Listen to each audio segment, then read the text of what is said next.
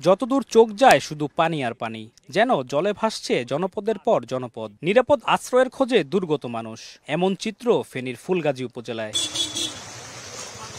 টানা বৃষ্টি আর পাহাড়ি ঢলে মুহুরী, কুহুয়া ও সিলোনিয়া নদীর বন্যা নিয়ন্ত্রণ বাঁধ ভেঙে প্লাবিত হয় একের পর এক গ্রাম। অনেক জায়গায় রাস্তাঘাট ডুবে বন্ধ হয়ে গেছে যান চলাচল। পানিবন্দী হয়ে পড়েছেন ফুলগাজী, পশুরাম ও ছাগলনাইয়া উপজেলার লক্ষাধিক মানুষ।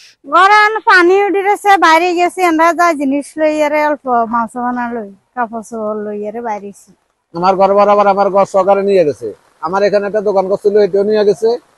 আমার মনে করেন এই বসস্থান যেটা থাকার ঘর, এটাও নিয়ে গেছে। আমরা রাস্তার উঁচু আছি, আমরা ঘরে পানি, আমরা কিচ্ছু খালি ফ্রিজ দিয়ে লইয়ে আইছি, খালি জান লই আইছি। আমরা ব্যাগ কিছু ঘরে তো কুমরি গেছে, আগের ডল আর বছরও কুমরি গেছে। আমরা কেন জিনিস গতবারের বন্যার ক্ষতি কাটিয়ে না উঠতে আবারও বন্যার ছোবল। তাই তো দিশেহারা দুর্গত মানুষগুলো। এমন বন্যার জন্য পানি উন্নয়ন বোর্ডের গাফিলতিকে দুষছেন তারা। গেছে 17-18 বছরের জন্য এমনি খাইয়ে গেছে, কি করছে এখন? যদি কিছু যদি না করে তাহলে তো আর মানে মানুষ মরে যাবে, অনেক খেত গিরেছি সব শেষ। আমাদেরকে শক্ত করে বেরিবেন্ট শক্ত করে মজবুত করে বান্ধি দিয়ে, ঠিক আছে না? আমরা ভবিষ্যতে আর কষ্ট করতে হইব না। বৃহস্পতিবার বন্যা দুর্গত এলাকায় উদ্ধার কার্যক্রম চালানোর পাশাপাশি ত্রাণ সহায়তা দেয় সেনাবাহিনী, বিজিবি, পুলিশ ও স্থানীয় প্রশাসন। বিজিবির পক্ষ থেকে আমরা প্রত্যন্ত অঞ্চলে ছুটে যাচ্ছি। আমরা গতকালকেও কাজ করেছি, আজকেও যাচ্ছি। এবং আমি জানি আমাদের সেনাবাহিনী এবং জেলা প্রশাসক এবং ইউনো মহোদয় তারাও এই বিষয়ে কার্যক্রম ব্যবস্থা করছে।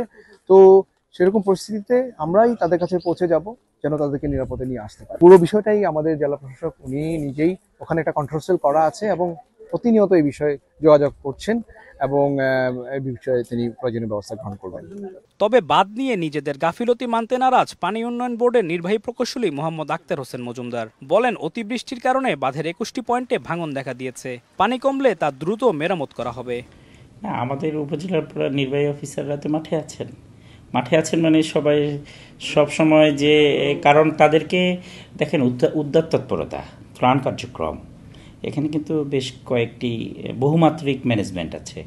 শুধু সার্বক্ষণিক একজন উপজেলা নির্বাহী অফিসার তো ত্রাণ নিয়ে যাবেন না, এর বাইরেও কিন্তু তার কাজ হচ্ছে সকলের মাঝে ত্রাণ পৌঁছে দেওয়া। পশুরাম, ফুলগাজী, ছাগলনাইয়া ও ফেনী সদর উপজেলার আংশিক অংশে অর্ধশত আশ্রয় কেন্দ্রে বন্যা দুর্গত 6,500 মানুষ অবস্থান নিয়েছেন। তাদের খাদ্য সহায়তা দিচ্ছে জেলা প্রশাসন।